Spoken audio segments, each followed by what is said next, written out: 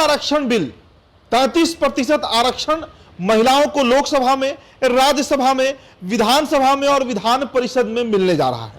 और इसका बिल जो है बजाते हुए कैबिनेट से पारित किया गया। नरेंद्र मोदी की अध्यक्षता में बैठक हुई करीब 1.5 घंटे की कल देर शाम में। देखिए, संसद का विशेष सत्र चल रहा है और ये कयास लगाया जा रहा था कि कुछ बड़ा होगा और उसमें कई तरह के बिल आ सकते हैं, जिसमें एक बिल महिला आरक्षण का भी है।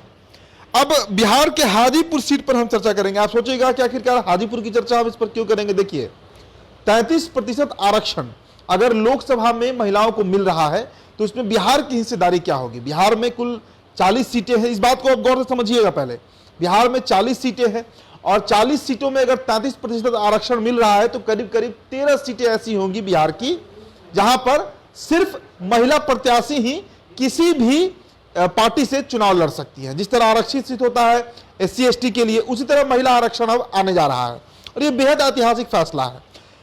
अब आपको याद होगा, बीते आप अगर 4-5 महीने के घटनाक्रम को देखिए, चिराग पासवान की पार्टी और पशुपति कुमार पारस की पार्टी से जोड़कर हाजीपुर सबसे विवादित सीट रहा। न सिर्फ विवादित रहा बल्कि काफी तल्ख तेवर देखने को मिला पशुपति कुमार पारस का इस सीट को लेकर। चिराग पासवान की रणनीति जो शायद लोग नहीं समझ पा रहे थे, अब समझ रहे होंगे।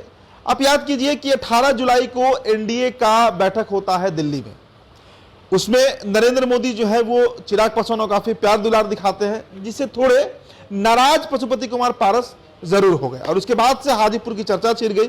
और 18 जुलाई के ही पहले उसी महीने 5 जुलाई को रामविलास पासवान का एक बड़ा आयोजन किया गया था उनके नाम पर। उनकी जन्म दिवस उनका मनाया जा रहा था, जयंती था उनका हाजीपुर में। और वहां से चिराग पासवान ने हाजीपुर को लेकर उद्घोष कर दिया कि ये भूमि जो है हाजीपुर की वो मेरी मां जैसी है और यहाँ का सारा काम जो है वो हम ही करेंगे, चुनाव हमारी पार्टी लड़ेगी, इस बात का ऐलान उन्होंने कर दिया। उसके बाद से हाजीपुर का दौरा भी चिराग का बढ़ गया। फिर 18 जुलाई को दिल्ली में बैठक और उस बैठक के बाद बार बार पशुपति कुमार पारस ये बात कह रहे हैं कि वह हाजीपुर से चुनाव लड़ेंगे। लेकिन मामला फंसा कहां, जब जमुई के एक सभा को संबोधित करते हुए चिराग पासवान ये बात कह देते हैं कि जमुई में मैं जवानी में आया हूं और बुढ़ापे तक यहां रहना चाहता हूं। इसका क्लियर मैसेज था कि हाजीपुर से चुनाव चिराग पासवान नहीं लड़ेंगे। हाँ, उनकी पार्टी लड़ेगी, इस बात पर वो अडिग है, लेकिन हाजीपुर पर खुद को लड़ने को लेकर, खुद की दावेदारी को लेकर चिराग जो है वो बार बार पीछे हटते दिखे, बैकफुट पर दिखे। अब जब ये सीट आरक्षित हो जाएगी तो ये बात तो एकदम स्पष्ट तौर से समझना है, जानते हैं हम लोग कि हाजीपुर से फिर ना पशुपति कुमार पारस लड़ पाएंगे चुनाव और ना ही तो चिराग पासवान लड़ पाएंगे चुनाव, क्योंकि महिला आरक्षित हो जाएगी। और पिछले 1.5-2 महीने से लगातार चिराग इस बात को दोहरा रहे हैं, सार्वजनिक मंच से, मीडिया के बयानों में, हर जगह ये बात कह रहे हैं कि मेरे पिता स्वर्गीय रामविलास पासवान चाहते थे कि हाजीपुर से मेरी मां रीना पासवान चुनाव लड़े। ये बात वो बार बार कह रहे हैं। तो क्या चिराग पासवान को इस बात का अंदाजा था पूर्व से वो पूर्वाभास था उनको कि हाजीपुर जो है वो रिजर्व हो जाएगा महिलाओं के लिए, और अगर ऐसा होता है तो फिर वहां से वो दावेदारी नहीं कर पाएंगे। उनकी पार्टी में फिर उस तरह की कोई बड़ी महिला नेत्री भी नहीं है जो वहां से चुनाव लड़ सके। ये भी एक सवाल था। शायद चिराग इस बात को भांप गए थे और राजनीति में दूरदर्शिता जो है वही काम आता है। शायद पशुपति कुमार पारस को इस बात का अटकल ही ना हो, इस बात का कोई समझ ही ना हो, ज्ञान ही ना हो कि लोकसभा में यह बिल आ सकता है। और हालांकि देखिए, महिला आरक्षण बिल जो है इसकी चर्चा चल जरूर रही थी, अब तो कांग्रेस भी इसके पक्ष में है।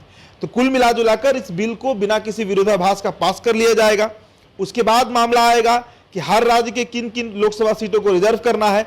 तो उसमें खबर अभी तक तो यही चल रहा है हाजीपुर को लेकर कि हाजीपुर सीट को महिलाओं के लिए रिजर्व कर दिया जाएगा। और अगर ऐसा होता है, अगर ऐसा हो रहा है तो फिर ये बात आप स्पष्ट तौर से मानकर चलिए, इस बात पर मुहर लग जाएगी कि हाजीपुर से फिर NDA की तरफ से अगर कोई लड़ेगा तो वो महिला होंगी और सबसे उपयुक्त महिला चिराग पासवान की मां रीना पासवान ही हो सकती है। हालांकि देखिए, रिजर्व सीट है, वो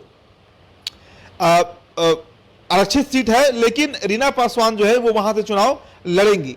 इसके अलावा महागठबंधन की तरफ से अब कौन उतरता है, ये भी एक बहुत बड़ा सवाल है, क्योंकि महागठबंधन में भी जितने भी नेता हैं उस क्षेत्र से लगभग सभी के सभी पुरुष ही हैं।